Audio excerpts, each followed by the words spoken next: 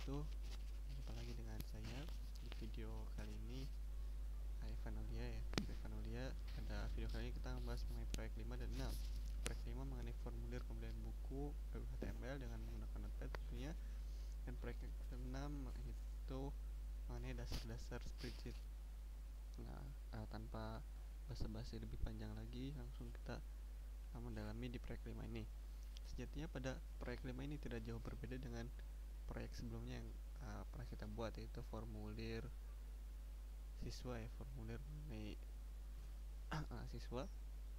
Kita akan membuat menu formulir, dalam hal ini pembelian buku ya. Maka kita perlu mengetahui lagi, kita ingat-ingat kembali lagi tag-tag yang perlu atau yang digunakan dalam Notepad itu sendiri, mulai dari HTML head itu untuk mengawali, itu sifatnya wajib ya, dan tag-tag lainnya dalam membuat web dengan Notepad ya, tag lainnya. Nah, langkah pertama yang perlu kita ambil ialah membuka aplikasi Notepad tentunya. Nah, ketika telah dibuka, maka tampilannya akan terlihat seperti ini. Langsung saja untuk memulainya kita awali seperti apa yang tadi saya bilang, dengan memasukkan tag HTML serta head. Itu wajib ya dalam kode membuat web dengan Notepad ya. Lalu diisi dengan tag-tag lainnya untuk mengisi. Ini langkah mengisi judul ya. Nanti setelah ini selesai, maka tampilannya akan seperti ini, muncul tampilan seperti ini. Tapi perlu digarisbawahi, untuk membuka tampilan seperti ini kita terlebih dahulu harus menyimpan file Notepad kita dalam bentuk HTML ya. Nanti akan kita bahas di akhir sesi proyek ini saja. Nah, setelah membuat halaman judul selesai, maka kita langsung buat isian. Nah, ini isian untuk tipe teks ya. Nanti kita masukkan terlebih dahulu tagnya seperti tadi, kita seperti tadi di awal ya, dengan tag itu. Nah, setelah inputnya selesai, ini seperti yang di lingkaran merah, maka akan muncul tampilan seperti ini. Nah, di sebelah kanan bawah nanti akan muncul kotak dengan nama, email, dan di isian itu isian dengan akan muncul isian, atau hanya akan bisa diisi dengan jenis teks ya, teks singkat saja. Nah, setelah isian pertama selesai, kita lanjut ke isian berikutnya dengan menu drop down ya, sama dengan mengetik tag di Notepad. Nah, setelah selesai nanti tampilannya akan muncul seperti yang di sebelah kanan ini. Di mode tampilannya bisa dipilih ya dengan drop down.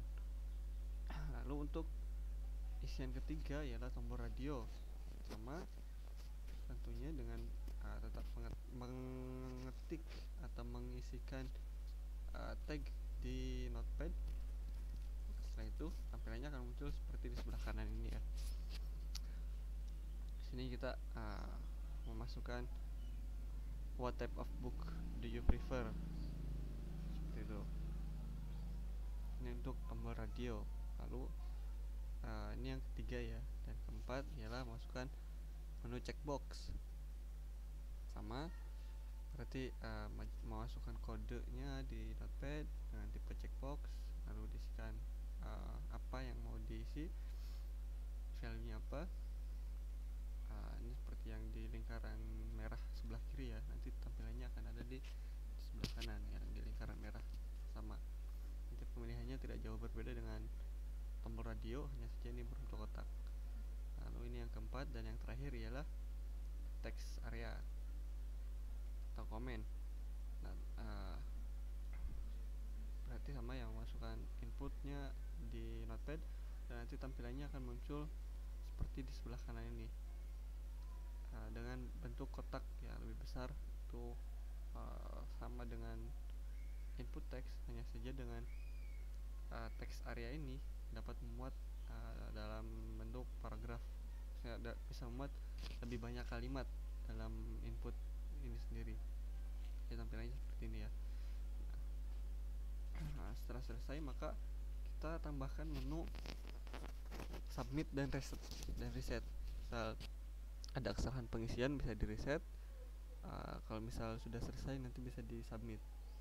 Nanti bisa dimasukkan tagnya terlebih dahulu nih di sebelah sisi kiri. atas. Nah, nanti hasilnya akan ada di sebelah kanan bawah nih, yang di lingkaran merah. Tombolnya ada dua ya, reset values dan submit values. Nah, semua tag tadi apabila ditampilkan hasilnya akan seperti ini ya, dari mulai awal head, body, terus laman judul sampai terakhir tombol reset dan submit. Nah, tampilan akhirnya pun akan seperti ini. Nah, setelah tadi selesai ya di menu ini, seperti biasa sebelum kita menggunakan laman webnya, terlebih dahulu kita harus menyimpan file ini dalam bentuk HTML dengan langkah pilih menu atau pilih fitur file ya, di sini fitur file, lalu ketik save as. Nah, setelah save as itu kita rubah tipe yang hendak kita simpannya ke dalam kategori all files. Nah, dengan enkripsi ANSI ya, tetap jangan dirubah. Nah, saat memasukkan nama file, lalu tambahkan .htm di akhir itu. Nah, ketika selesai nanti bisa dibuka hasilnya seperti ini. Ini untuk proyek 5 ya. Lanjut untuk proyek 6 yang ada dasar spreadsheet. Nah, berbeda dengan proyek sebelumnya, kali ini kita akan membahas mengenai spreadsheet atau Microsoft Excel ya. Nah, dalam spreadsheet memiliki kelebihan dibandingkan program perhitungan sederhana, yaitu dapat digunakan untuk memberikan kapabilitas sistem informasi yang cukup rumit bagi perusahaan. Karena itu, tampilan lembar kerja sebaiknya dibentuk formulir yang membantu pembuatan keputusan. Nah, ketika membuka laman Microsoft Excel, maka akan disajikan tampilan seperti ini ya. Nah, dengan tampilan kotak-kotak atau tabel seperti ini. Kotak-kotak ini biasa disebut dengan sel, dengan berbagai fitur menu di atasnya ya, di formula barnya.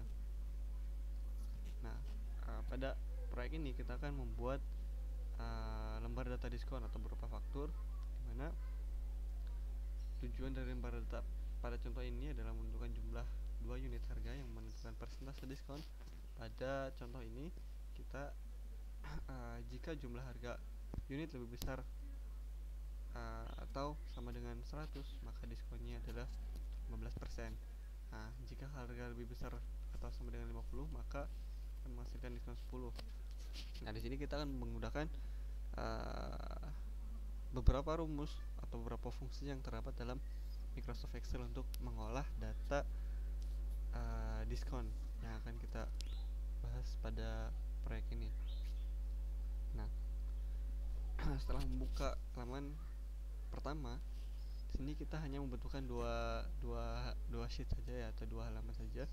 Yang pertama ada sheet 1, ini bisa dirubah terlebih dahulu nanti namanya dengan invoice dengan cara mengklik 2 kali, lalu mengklik kiri 2 kali, lalu rubah invoice, atau bisa mengklik kanan lalu rename dan menu. Dan sheet kedua adalah diskon. Nah, pertama kita bisa mengisikan diskon terlebih dahulu. Ini sesuai apa tadi perintahnya ya. Bisa sel A1 diisi dengan diskon, lalu amount persen. Nah, tadi perintahnya apabila harga lebih dari 50 US dollar, maka diskon akan diberikan sebesar 10%. Nah, apabila harga lebih dari 100 US dollar, diskon diberikan 15%. Nah, tapi persentase di sini masih belum berbentuk persen ya, masih bentuk angka desimal, hanya jumlah nominalnya saja yang sudah dirubah ke dalam bentuk rupiah. Nanti akan kita bahas pada slide berikutnya. Nah, kedua adalah lembar data faktur. Kita tadi di sheet pertama ya, invoice yang telah kita rubah.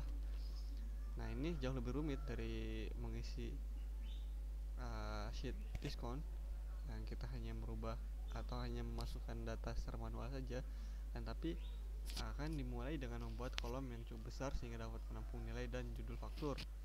Nah, lalu gunakan mouse atau pointer untuk memilih kolom A hingga G, kemudian pilih perintah format, diikuti perintah kolom dan width, maka pilih kolom dengan lebar 13.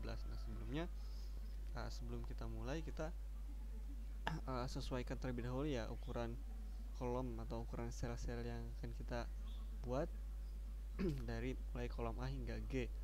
Kita tarik atau kita blok dari mulai kolom tersebut, lalu pilih menu atau pilih fitur format yang terdapat dalam tab ya tadi. Pilih fitur format, lalu pilih kolom and width. Nah, pilih ukuran 13 ini untuk kolom. Nah, menu formatnya sendiri ada di bagian ini. Nah, ini menu format, nanti bisa diklik bagian ini, lalu nanti akan muncul bagian kolom and width, lalu bisa dimasukkan ukuran yang kita inginkan, itu 13. Nah, setelah itu sel A1 yang memiliki entry invoice. Nah, di sel A1 kita masukkan invoice termanual, dan sel B3 hingga B7 terisi kata-kata mulai dari item, chair, table, lamp, dan pillow. Ini data-data yang termuat dalam faktur itu ya, atau invoice itu sendiri, serta harga satuan yang dimasukkan dari sel C3 hingga C7. Nah, tapi kita lewati terlebih dahulu untuk kolom D, karena ini yang akan kita cari nanti nilainya, sehingga langsung masukkan unit ke dalam sel E3 hingga E7 dan masukkan kata diskon dalam sel D3 dan extended price dalam sel F3, lalu masukkan masing-masing total, month due, dan date dalam sel G8, F10, dan G10. Nah, itu tampilannya akan seperti ini ya. Hanya saja ini perlu kita catat, untuk kolom D kita kosongkan terlebih dahulu, nanti ini yang akan kita cari. Jadi mulai dari A hingga G14 di sini ya. Nah, setelah ini selesai, nah kolom monju juga ya, kolom F11 hingga F14 ini juga dikosongkan tentunya, dan G11 hingga 14 juga nanti ini dikosongkan terlebih dahulu. Jadi mulai dari invoice sampai monju serta date saja. Nah, lalu kita ingin agar teks yang tadi dimasukkan berada di tengah-tengah sel. Nah, maka kita blok atau kita sorot dari sel A1 hingga sel G13 tadi ya. Dari A1 hingga sel G13. Ini karena nanti kita akan masukkan ya. Sampai sel sini. Lalu klik subperintah sales, maka pilih menu placement, maka kita pilih tag tengah atau center ya. Nanti akan tampilannya ini kan di tengah ya, posisinya di tengah semua, kecuali kolom atau sel G8. Kita biarkan normal seperti itu. Nah, ini caranya. Format sel, klik, nanti akan muncul tampilan seperti ini. Pilih alignment, lalu klik center, lalu oke. Nah, hanya saja. Lalu untuk mencari kolom D ya tadi, kita akan menggunakan rumus if.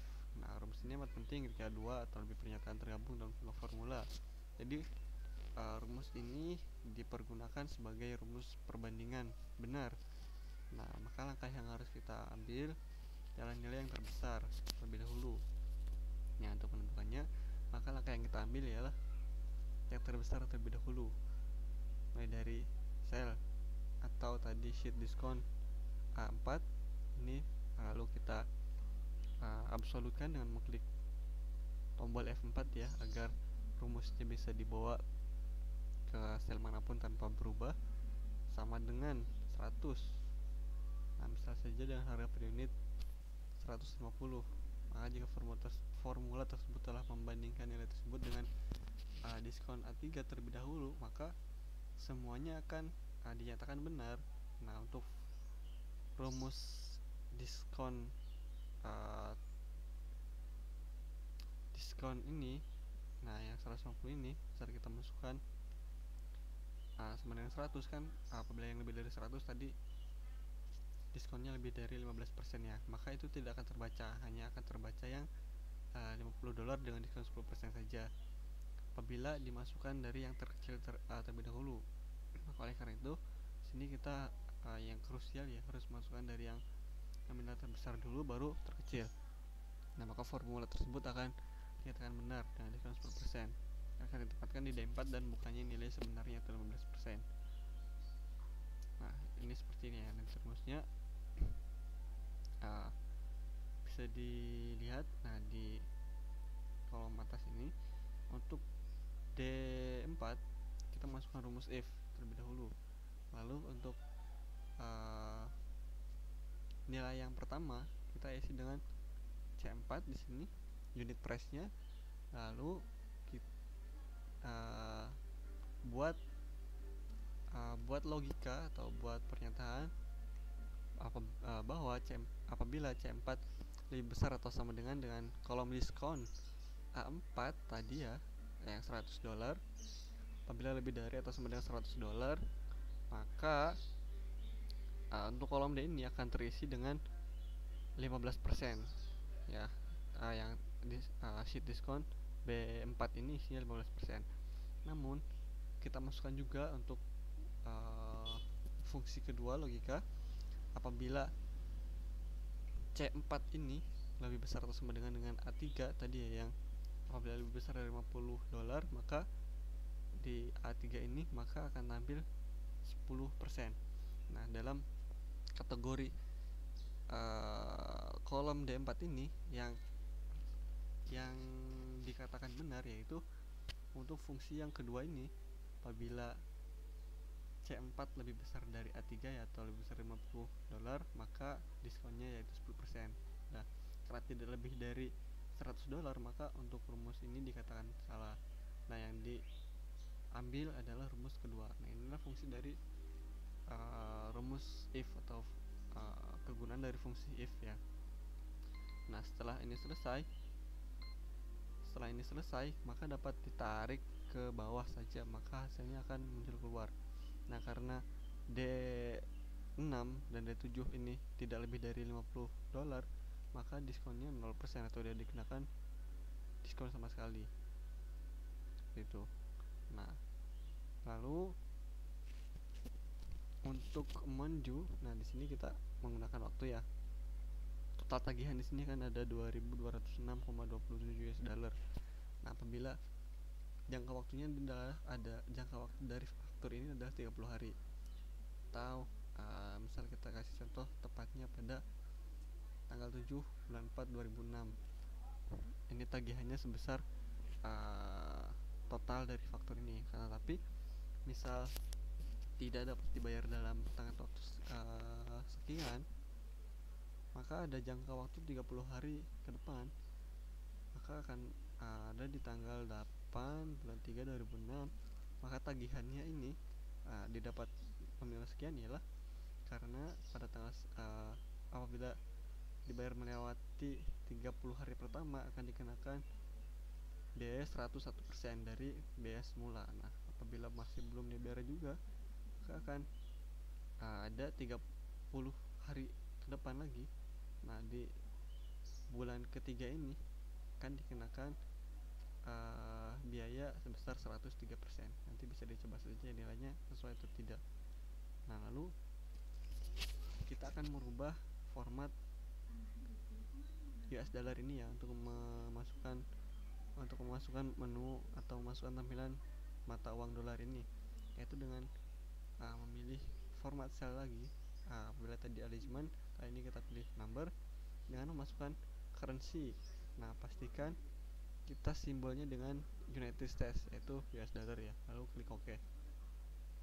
Nah, untuk tampilan atau jenis fontnya kita bisa klik di font, lalu pilih Arial saja atau bisa disesuaikan. Nah, lalu klik OK. Nah, saya rasa sekian ya, ini videonya cukup panjang daripada video-video sebelumnya, mungkin bisa diperhatikan dengan detail. Saya rasa sekian ya untuk video kali ini. Seperti biasa, untuk PowerPoint bisa di-download di deskripsi. Saya mohon maaf apabila ada kurang dalam penyampaian maupun dalam perkataan. Kita berjumpa di video berikutnya. Terima kasih. Wassalamualaikum warahmatullahi wabarakatuh.